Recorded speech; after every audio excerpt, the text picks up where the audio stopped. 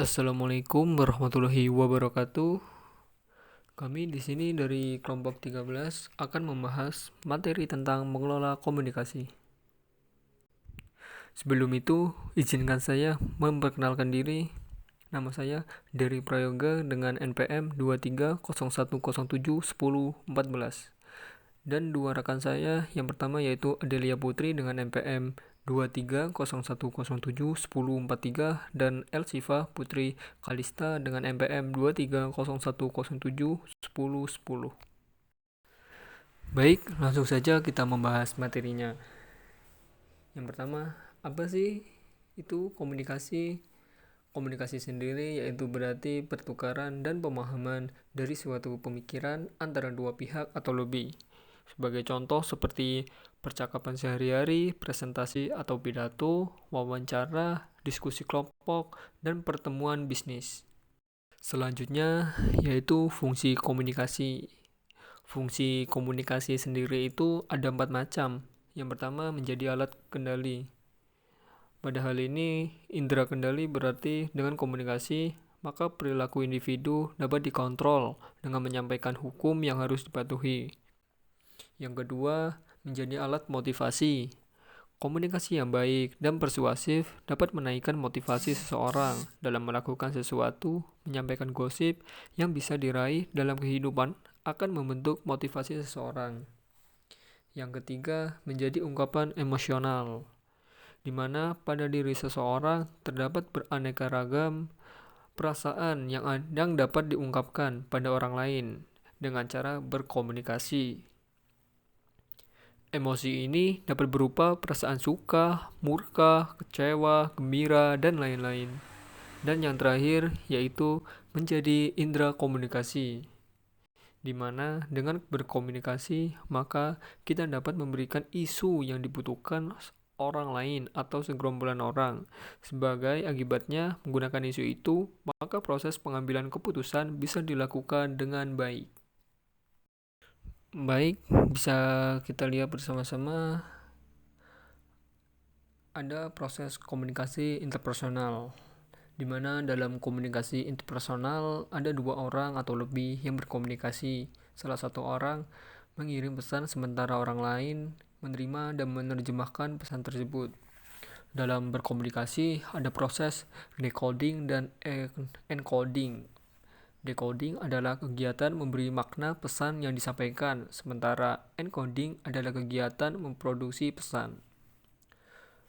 Proses komunikasi membutuhkan media untuk menyalurkan pesan bisa sampai ke penerima.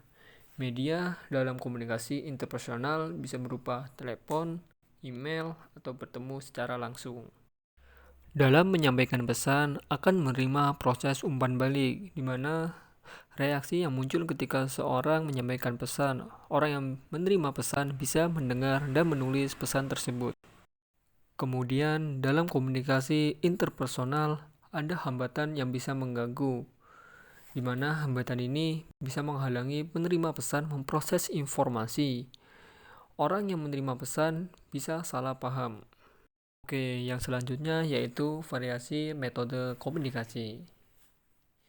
Untuk variasi metode komunikasi itu ada berbagai macam.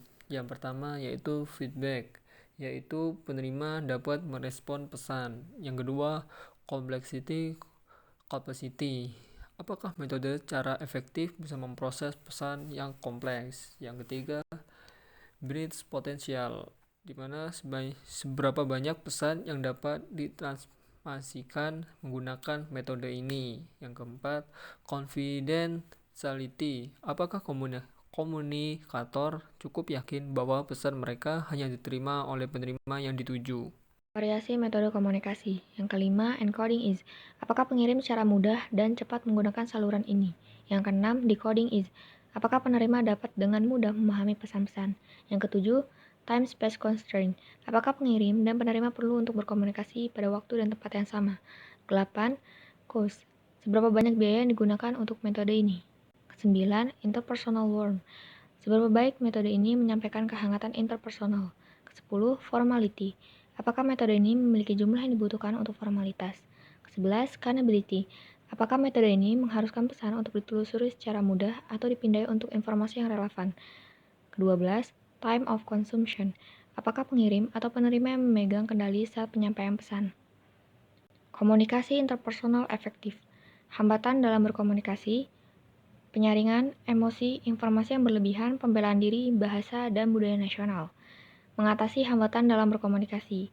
Pertama, menggunakan umpan balik. Kedua, menyederhanakan bahasa. Ketiga, mendengarkan secara aktif. Keempat, membatasi emosi.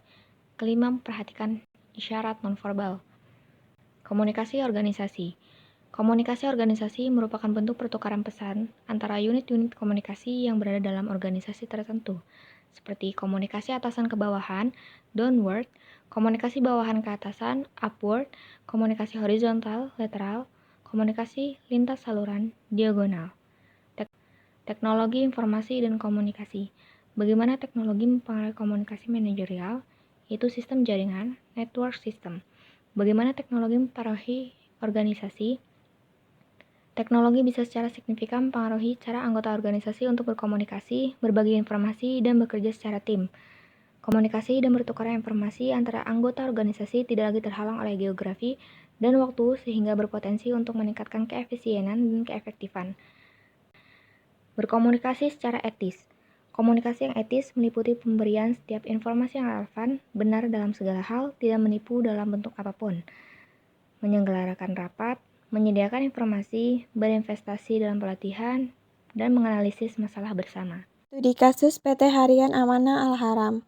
Pola komunikasi organisasi yang terjadi di perusahaan tersebut adalah pola komunikasi saluran total. Pola komunikasi ini ditandai dengan adanya komunikasi yang bersifat non-formal dan langsung antara pimpinan dan karyawan. Komunikasi ini dilakukan secara tatap muka melalui telepon atau melalui media sosial. Pola komunikasi ini juga dinilai dapat meningkatkan efektivitas kerja karyawan. Komunikasi yang langsung dapat mempermudah koordinasi dan kerjasama antara karyawan. Saran untuk meningkatkan kualitas komunikasi organisasi di PT Harian Amanah Al-Haram. 1. Melakukan pelatihan komunikasi untuk karyawan dan pimpinan. 2. Membentuk tim komunikasi yang bertugas untuk mengelola komunikasi organisasi. 3. Menciptakan ruang kerja yang nyaman dan terbuka. 4. Melakukan evaluasi komunikasi secara berkala. Dengan meningkatnya kualitas komunikasi organisasi, perusahaan dapat meningkatkan motivasi kerja karyawan, efektivitas kerja karyawan, dan kinerja perusahaan secara keseluruhan. Contoh kasus PT XYZ pada tanggal 20 Juli 2023, PT XYZ, sebuah perusahaan teknologi yang berbasis di Indonesia, mengumumkan bahwa mereka akan melakukan PKH massal terhadap 20% karyawannya. Pengumuman ini menimbulkan kepanikan dan kekecewaan kalangan karyawan. Kasus ini dapat dianalisis dengan menggunakan teori komunikasi organisasi. Menurut teori ini, komunikasi organisasi adalah proses penyampaian dan menerima pesan dalam suatu organisasi. Komunikasi organisasi yang efektif dapat meningkatkan motivasi kerja karyawan, efektivitas kerja karyawan, dan kinerja organisasi secara keseluruhan. Dalam kasus PT XYZ, komunikasi organisasi yang terjadi tidak efektif. Hal ini dapat dilihat dari beberapa faktor antara lain. 1. Pimpinan perusahaan tidak transparan dalam menyampaikan informasi tentang PHK massal. 2. Pimpinan perusahaan tidak memberikan penjelasan memadai tentang alasan PHK massal. 3. Pimpinan perusahaan tidak memberikan dukungan kepada karyawan yang terdampak PHK massal. Oke, sekian presentasi dari kita. Saya Diri Prayoga akan menutup presentasi ini dengan mengucap hamdalah alhamdulillahirrabbilalamin. Dengan ini saya tutup presentasinya. Wassalamualaikum warahmatullahi wabarakatuh.